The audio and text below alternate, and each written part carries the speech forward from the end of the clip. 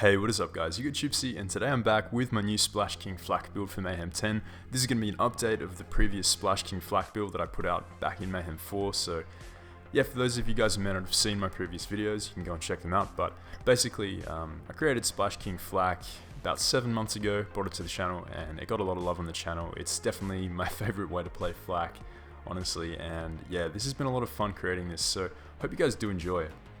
So the focus of this build is using Rakks to proc the on-action skill and splash bonus effect, which is really effective on Flak, and we can really do some interesting things with the class mode choice in this build. We can either choose to use the Peregrin here, which is the new class mod that Flak got in the DLC 4, or we can use our traditional Cosmic Stalker, which I do really enjoy using. But Peregrin opens up some really interesting gameplay loops with particular grenades. I've noticed that in Mayhem 10, grenades tend to be pretty lackluster in terms of damage, but on this build, you'll notice that the grenades that we choose to run on this build are very, very powerful. So it is a lot of fun to actually have usable grenades for damage outside of utility on this build. But getting into the weapons of choice before we jump into the skill tree, you want to use weapons that are capable of putting out lots of splash damage. So we're going to use favorites like the Protubernace, which I used a lot in the past. Protubernace, preferably in fire, corrosive, and radiation. Those are going to be the main elements you're going to want to find. And yeah, these are tons of fun for mobbing. They were very dominant early in the early Mayhem levels, and sort of fell off a bit in Mayhem 10. I haven't really seen anyone cover them at length at Mayhem 10, but they are still really powerful. Definitely a force to be reckoned with. In that shotgun slot. Lots of fun to use on this build. So the other option here we have is the Prompt Criticals. This was a recently added DLC pistol in DLC 4, and whilst it is amazing on Moes, Flak can actually use it pretty well too. So we'll be stacking up those sticky projectiles and proccing huge explosions with our splash damage, with the built-in mechanic of the Prompt Critical, and stacking up all our splash damage bonuses from the anointment here. We're also going to be using the Gargoyle as another corrosive weapon of choice. It's fantastic. I love the Gargoyle, probably my favorite weapon from DLC 3 to be honest, and it does work really nicely on a splash focused build. You can do a really interesting thing, if you guys haven't tried the Gargoyle, a really interesting thing is when it reloads, it shoots out 5 of these splash based projectiles, and you can actually animation cancel the reload to continue firing those, so things can get pretty interesting with that. And we are going to be using launchers for this build, of course. There's going to be, you've got access to really meta launchers like the plaguebearer and the backburner. But honestly, I've been having so much fun with the Globetrotter. It's a gun that I slept on initially at first when it came out. I really wasn't a fan of how it played. But the more I've got used to it, the more I've played around with it, I've just really enjoyed using this lately, and it's a ton of fun on this build, very effective. Other choices of launchers, we've got things like the Yellow Cake, which is an amazing add to this game and does fantastically at Mayhem 10. Still can put out huge amounts of damage even after the nerf. But yeah, the Globetrotter I will be showcasing at length in this video here. So like I said, if you don't like the Globetrotter, it's too hard to get for you maybe because it is dropped from the final raid boss in the Guardian Takedown. You can also use the backburner and the plaguebearer. They will have amazing results as well, so definitely look out for those. As far as shield choices go, the Old God, even the new Plus Ultra Shield is a great choice. You've got the Stopgap down here, which is really nice for rack builds, which tend to be a bit squishy, so you can use the Stopgap to proc the on-action skill start effect, giving you invincibility for those 5 seconds. So that is a really sort of safe way to play this build. Any sort of rack player will kind of know how useful Stopgap can be. But I've been having a lot of fun lately with the Old God, but also the red suit. So the red suit, yeah, everyone knows what the red suit does. It gives you immunity to radiation, but it allows you to play really aggressively with the plaguebearer and the clusterfuck exploders here, as well as the pipe bomb. I've also got the pipe bomb that I interchange with this depending on what I'm facing. And having access to the red suit allows you to play a lot more aggressively with that combination. If you're using the Peregrin, it's going to drop a grenade as soon as your Rakks hit an enemy. It'll drop a grenade at their feet, and so you're getting all that radiation damage, all that splash damage proccing off, having access to a red suit is going to make you immune to all that, which means you're going to be going down far less, and allows you to play a lot more kind of run and gun Rambo style with that weapon choice there. So I do like to interchange between the old god and the red suit depending on which class mod I'm using and what content I'm facing. So you've got some flexibility there. Like I said, as far as grenade choices, you can use anything. If you can't find a clusterfuck exploder, you can use a pipe bomb, which is a mission rewarding game, easy to get, and you can even farm it from the Earl's vendor on Sanctuary 3. So we've also got the Hunter Seeker here, back from earlier Mayhem levels, and is a good choice if you can't find any of these, but is definitely a good choice more on a Cosmic Stalker build. Peregrin, it's going to be pretty weak, and I like to use these powerful grenades on the Peregrin when I'm using the Peregrin class mod. Something like a cryo grenade as well. This is amazing when using it with Peregrin, but I tend to go for radiation focused when I'm using the red suit. So you got a few choices with grenades there. There's definitely a lot of fun stuff you can play around with. Grenades aren't actually as weak as they seem at Mayhem 10. So there's, of course, you can use the fish slap if you want to stack up all your melee bonuses and take advantage of the kind of broken Groundbreaker Guardian perk, but I prefer to use this. As far as relics go, I'm using the Atom Bomb Victory Rush. Now this is only level 61, but it still does a lot of work. If you can find a level 65, obviously it's going to give you a slight increase in percentages there.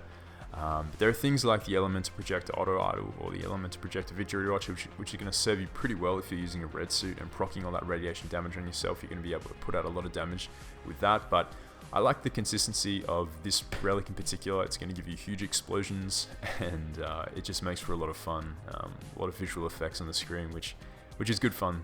It's kind of satisfying, something satisfying about the Atom Bomb prefix there.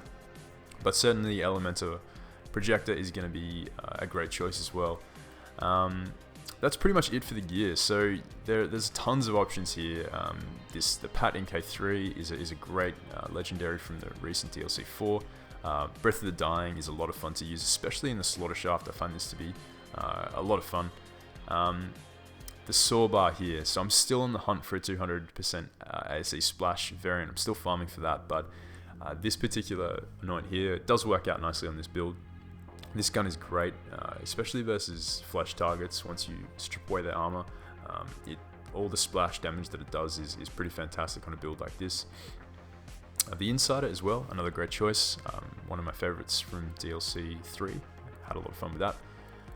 Yeah, and just really launchers. Launchers just go crazy on this build, as they do on any build. Launchers are broken. Launchers are, in a good way, launchers are definitely the most overpowered weapon type, I'd say, in the game. So can't go wrong with launchers. Alright guys, so before we jump into the skills, I want to thank my boys Zeno and Legion for hooking me up with a lot of the gear for this build. So a good amount of it I did farm, but these boys hooked me up with a lot of really nice gear. So shout outs to them for that. I'm going to leave their channels in the description below. Go check them out if you're interested. But yeah, we're going to jump over to the skills now, and we've got Rack Attack here. This is a pretty standard hunter tree, as you can see. I like to invest in Two Fang personally, just because it does provide those extra projectiles and low projectile count weapons, and because I like to use launchers and shotguns on this build, like the Protubernace. You do actually notice the difference quite a lot, but it's all personal preference. You can move these points into Hunter's Eye if you'd like, or max out Second Intention. You've got a lot of flexibility there.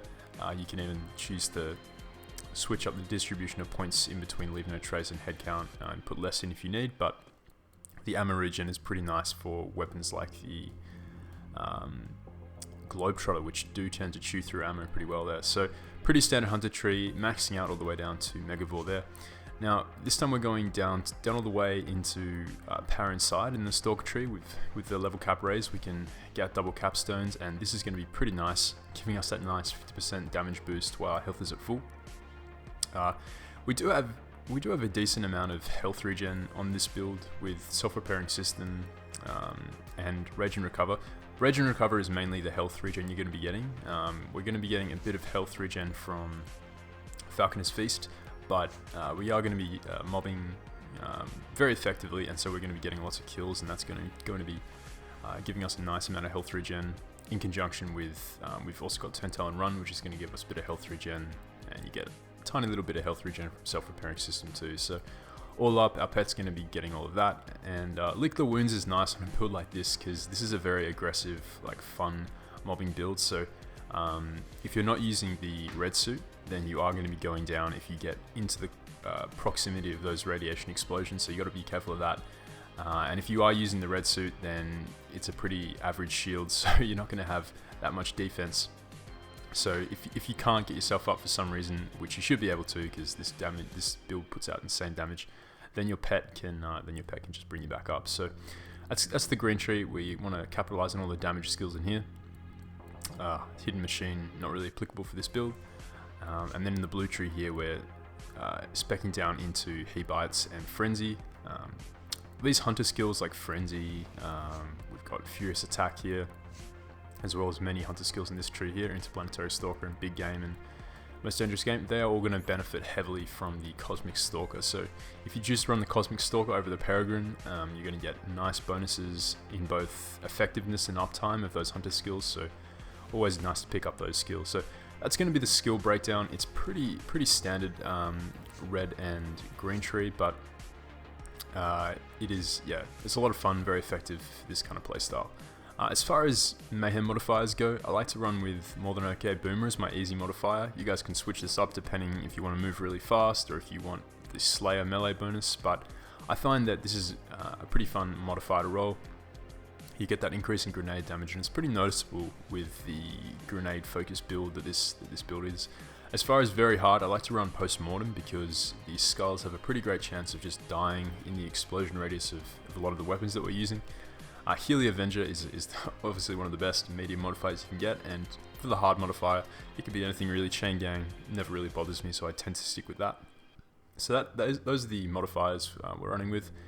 We're going to quickly run through the Trial of Fervor and just kind of showcase the build in action, give you guys some previews of how the weapons run. And yeah, I hope you guys do enjoy.